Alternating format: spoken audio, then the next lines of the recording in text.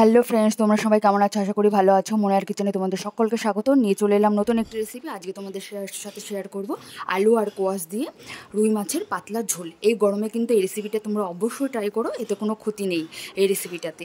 দেখো, পেটের পক্ষে কিন্তু অবশ্যই খুবই ভালো। তো এবার দেখো, রুই মাছগুলোকে কিন্তু আমি ভালোভাবে নুন আর হলুদ দিয়ে মেখে নিচ্ছি। এখানে দেখতে পাচ্ছ মাছের মাথাও রয়েছে। মাছের মাথা যেহেতু আমি এক্সট্রা কোনোভাবে করবো না, ওই জন্য কিন্তু আমি এটা ঝোলেই দিয়ে দেবো। এবার দেখো, কড়াই তেল চাপিয়ে দিয়েছি। তেলটা গরম হওয়ার সঙ্গে সঙ্গে কিন্তু আমি মাছগুলো এক এক করে ছেড়ে দিচ্ছি। দেখো, মাছগুলো কিন্তু আমি লাল লাল করে উল্টে পাল্টে ভালোভাবে ভেজে নেব। যেহেতু এটা রুই মাছ, তো মাছটাকে কিন্তু মোটামুটি ভালোভাবে ভাজতে হবে। দেখো, মোটামুটি আমার ভাজা হয়ে গেছে। এবার মাছগুলোকে আমি তুলে নেব। এই দেখো, তুলেও নিয়েছি। তো এবার ওই যে তেল ছিল মাছের, ওই তেলের মধ্যে কিন্তু আমি আলু আর কোয়াশগুলো দিয়ে ভালোভাবে নেড়ে চেড়ে ভেজে নিচ্ছি। এই দেখো, তোমরা মোটামুটি আলু আর কোয়াশগুলোকে ভাজার সাথে সাথেই কিন্তু নরম করে ফেলবে। দেখো, এবার নুন আর হলুদ দিয়ে দিয়েছি এর মধ্যে, দিয়ে ভালোভাবে কিন্তু আমি ভেজে তুলে নিয়েছি। এবার দেখো, ওই তেলের সাথে আরেকটু তেল আমি অ্যাড করে নিয়েছি। এর মধ্যে ফোড়নে দিয়েছি আমি চিড়ে রাখা কিছু কাঁচা লঙ্কা, দুটো শুকনো লঙ্কা আর একটু গোটা জিরে।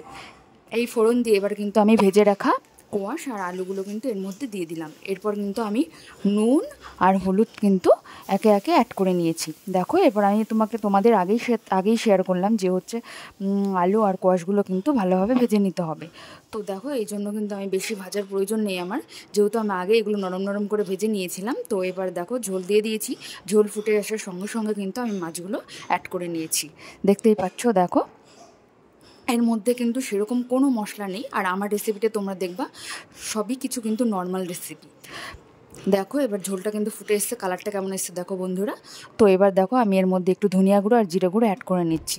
এছাড়া কিন্তু এর মধ্যে গরম মশলা যাবে না, আর কিচ্ছু যাবে না। জাস্ট ধনিয়া গুঁড়ো আর জিরে গুঁড়ো দিলেই কিন্তু এই ঝোলটা একদম রেডি। তোমরা কিন্তু অবশ্যই বাড়িতে ট্রাই করো, আর ভালো লাগলে সাবস্ক্রাইব করে পাশে থাকো। টাটা।